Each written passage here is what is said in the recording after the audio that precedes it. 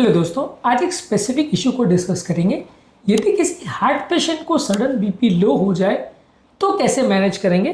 कई बार क्या होता है कि हार्ट पेशेंट्स में अलग अलग कारणों की वजह से, चाहे इन्फेक्शन की वजह से, दवाइयों की वजह से, डिहाइड्रेशन की वजह से, हार्ट फेलियर की वजह से सडन बीपी लो हो जाता है, जो कि अपने आप में एक बड़ा इशू होता है क्योंकि हार्ट पेशेंट्स यूजली इसको टॉलरेट कई बार उतने अच्छी तरह से नहीं कर पाते जितना नॉर्मल व्यक्ति कर सकता है। तो आज हम डिस्कस करने का प्रयास करेंगे कि यदि किसी हार्ट पेशेंट को सडन हाइपोटेंशन हो जाए, जिसको पहले से कोई हार्ट की बीमारी है, तो क्या कारण हो सकते हैं, क्या इमीडिएट रिस्पॉन्स होना चाहिए, दवाइयों में क्या एडजस्टमेंट होना चाहिए, लाइफस्टाइल में क्या चेंजेस होने चाहिए, ताकि ओवरऑल आपको सडन बीपी चेंज को मैनेज करने में थोड़ी मदद मिले।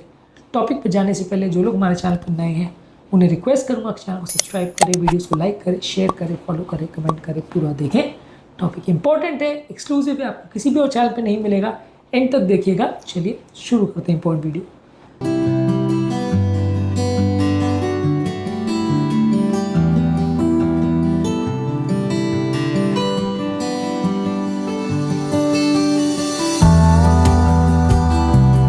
जरूरी है कि आप कारण ढूंढें कि ये हो क्या रहा है। अक्सर किसी पेशाब बढ़ाने वाली दवा, बीपी कम करने वाली दवा या हार्ट फेलियर वाली दवा की वजह से ज़्यादातर ये प्रॉब्लम होती है। और अगर ऐसा कोई कारण मिलता है तो ऑब्वियसली अगला स्टेप ऑफ ट्रीटमेंट ये होगा कि दवा को या तो बंद करें या उसके डोज को कम करें, तब तक जब तक बीपी स्टेबल नहीं हो जाए।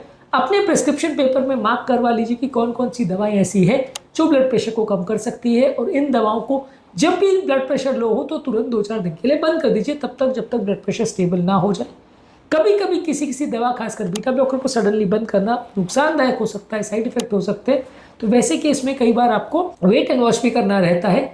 लेकिन अगर कोई दवा ऐसी है जो सीवियर ब्लड प्रेशर ड्रॉप करे और बीपी अगर बहुत लो है, लो से मेरा मतलब 100-110 सिस्टोलिक से नहीं है, अगर 90 से नीचे सिस्टोलिक हो जाता है, यानी ऊपर वाला ब्लड प्रेशर 90 से नीचे हो जाता है, नीचे वाला ब्लड प्रेशर 60 से नीचे हो जाता है, तो उसे सिग्निफिकेंट हाइपोटेंशन मानेंगे। और ऐसे केस में आपको दवा को एटलीस्ट 2-4 दिन, तब तक जब तक बीपी स्टेबल नहीं हो जाए, बंद कर देना चाहिए। अगर एक दिन में हो जाए तो एक दिन में रिस्टार्ट कर सकते हैं, या कई बार ऐसा कर सकते हैं कि मान लीजिए अगर 200 मिलीग्राम की दवा चल रही है और बीपी आपका थोड़ा कम हो रहा है, तो उस दिन आप 100 मिलीग्राम लेके देख सकते हैं या 50 मिलीग्राम लेके देख सकते हैं। तो उससे बीपी मेंटेन हो जाए तो फिर वो मेंटेन कर सकते हैं। पर ये इनडेफिनेटली मत करिए।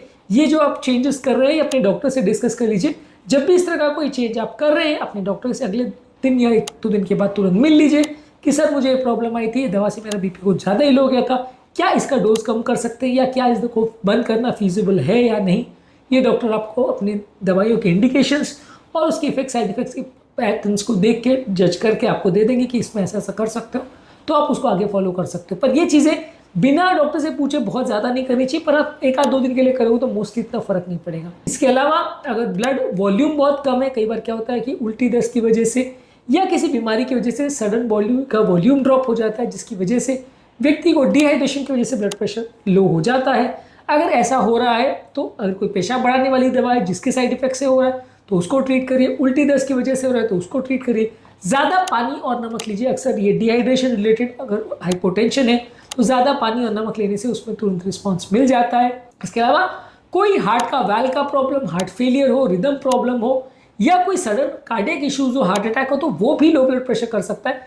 ये डेफिनेटली सीरियस इशू है। और कार्डियोजेनिक शॉक अगर एक्चुअल में हो रहा है, यानी हार्ट फेलियर की वजह से अगर लो बीपी हो रहा है, तो डेफिनेटली आपको हॉस्पिटल जाना पड़ेगा, और ये कई बार डेंजरस हो सकता है। इसमें ज़्यादा वेट और लेट करना नुकसानदायक हो सकता है।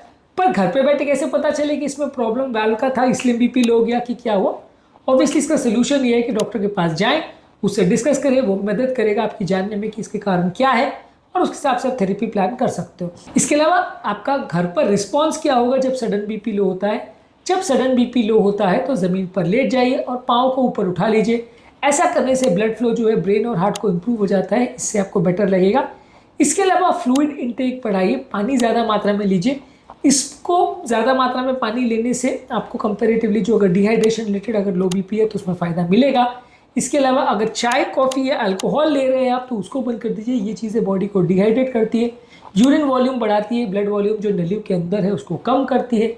इन चीज़ों का सेवन ना करिए। इसके अलावा कोई ऐसा स्नैक खा सकते हैं जिसमें ज़्यादा मात्रा में नमक हो। नमक आपके ब्लड प्रेशर को मेंटेन करने में मदद करता है। कोई भी चीज़ में एक्स्ट्रा नमक या खाने में एक्स्ट्रा नमक डाल के ले सकते हैं, ये आपके ब्लड प्रेशर को बढ़ाने और मेंटेन करने में मदद करेगा। इसके अलावा कंप्रेशन स्टॉकिंग्स या अब्डोमिनल बाइंडर्स का प्रयोग कर सकते हैं, यानी पाँव में टाइट मोजे या स्टॉकिंग्स पहन सकते हैं, या पेट पर बाइंड करने वाला कोई चीज का प्रयोग कर सकते हैं। ये आपका ब्लड सर्कुलेशन को इंप्रूव करता है और पाँव में जो ब्लड एक्स्ट्रा इकट्ठा हो जाता है उसमें इंप्रूवमेंट करता है। इसके अलावा आपकी दवाइयों में एडजस्ट करिए। यदि आपको ऐसी दवाइयाँ चल रही है जो बीपी कम करती है या बीपी की दवा है, पेशाब बढ़ाने वाली दवा है, तो उसके डोज को कम करिए और उसको इफेक्ट्स को काउंटर करने के लिए, दोबारा प्रॉब्लम नहीं उसको मैनेज करने में डॉक्टर की मदद लीजिए। यदि आपको ऐसा होता है कि बैठे से उठने में चक्कर आता है, या जब आप बैठे से उठते हो तो सडनली आपको कुछ सर पे हल्कापन महसूस होता है या गिर जाओगे ऐसा महसूस होता है, तो इसे ऑर्थोस्टैटिक हाइपोटेंशन बोलते हैं। ज़्यादातर ये भी बीपी कम करने वाली दवा, हार्ट फेलियर की दवा, पेशाब बढ़ाने वाली दवाओं के साइड इफेक्ट से होता है, या बॉडी डिहाइड्रेट हो जाए, लो ब्लड वॉल्यूम हो जाए तो होता है। ऐसे केस में भी आपको कारण ढूंढना पड़ेगा और ट्रीटमेंट करना पड़ेगा। अब लाइफस्टाइल में क्या चेंजेस कर सकते हैं? रेगुलर लाइट एक्सरसाइज करिए, वजन कम करने का प्रयास करिए, लंबे समय तक किसी भी एक जगह पर खड़े मत रहिए। इससे ग्रेविटेशनल फोर्स की वजह से आपका ब्लड पाँव में इकट्ठा हो जाएगा, जिसकी वजह से आपको चक्कर आ सकते हैं। और जब कभी भी आप बैठे से उठ रहे हैं तो थोड़ा धीरे धीरे करके उठिए। थोड़ा देर के अपने पाँव को बिस्तर के साइड पे लटका दीजिए, जिससे कि आपका प्रेशर थोड़ा स्टेबल होने का टाइम मिले। उसके बाद कोई चीज़ का सपोर्ट लेकर धीरे से खड़े होंगे तो ज़्यादा फायदा मिलेगा। इसके अलावा आप खाने में नमक का मात्रा थोड़ा टाइम बढ़ा सकते हैं जब तक आपका लो ब्लड प्रेशर है। अगर ब्लड प्रेशर वापस हाई हो जाए तो उसको वापस डॉक्टर से पूछ के कम कर सकते हैं, लेकिन तब तक जब तक ब्लड प्रेशर लो रह रहा है तो नमक का इंटेक बढ़ा सकते हैं। इसके अलावा कोशिश करिए कि थोड़ी थोड़ी मात्रा में बार बार खाना खाइए।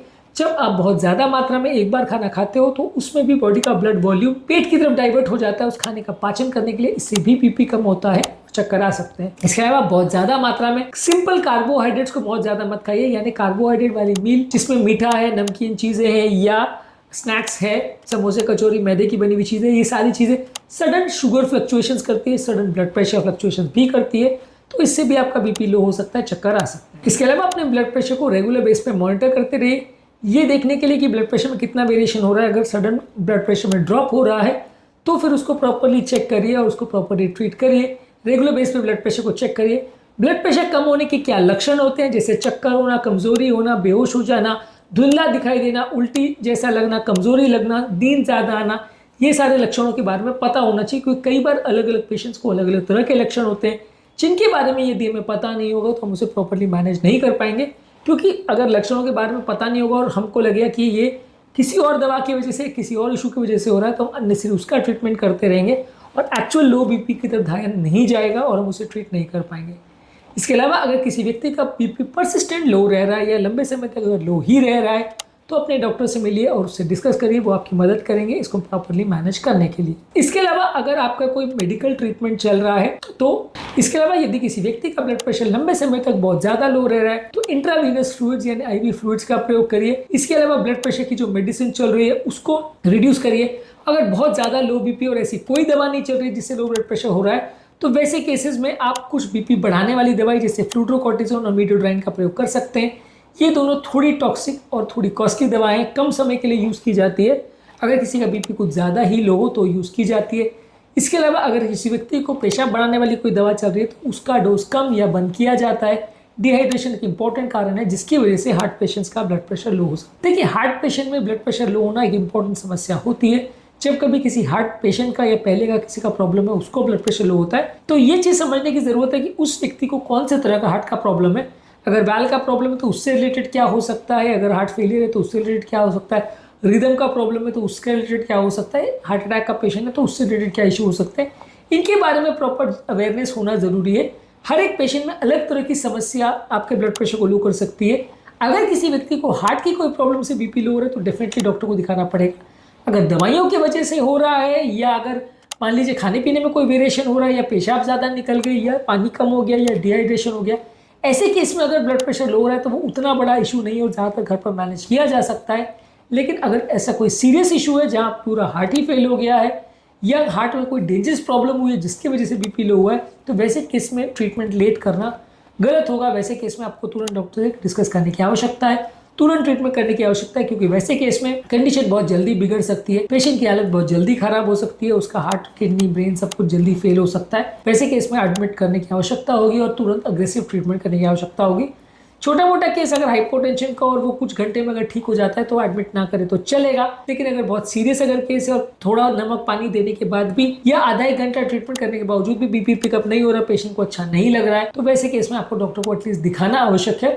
और अगर उसकी सलाह है और उसको कुछ सीरियस इशू लगता है और वो अगर एडमिट करने की सलाह देता है तो वो फॉलो कर सकते हैं। आज के टॉपिक में हमने बात करी कि यदि किसी व्यक्ति का बीपी सडनली अगर घर पर लो हो जाए और वो हार्ट पेशेंट है तो क्या इशू हो सकते हैं, क्या क्या चीजें फॉलो करने की आवश्यकता है, कैसे किस चीज को मैनेज करने की आवश्यकता है, इस बारे में हमने डिस्कस किया। इसके अलावा हाइपोटेंशन यानी लो ब्लड प्रेशर पे घर पे और क्या क्या चीजें कर सकते हैं, क्या इंपॉर्टेंट इश्यूज है, इसको हमने अलग अलग वीडियोज में डिस्कस किया, इसको भी जरूर चेकआउट करें। चक्कर वाले प्रॉब्लम को हमने अलग अलग वीडियोज में डिस्कस किया, इसको भी जरूर चेकआउट करें। टॉपिक एंड करने से पहले जो लोग हमारे चैनल पर नए हैं उन्हें रिक्वेस्ट करूंगा कि चैनल को सब्सक्राइब करें, वीडियोस को लाइक करें, शेयर करें, फॉलो करें, कमेंट करें, पूरा देखें।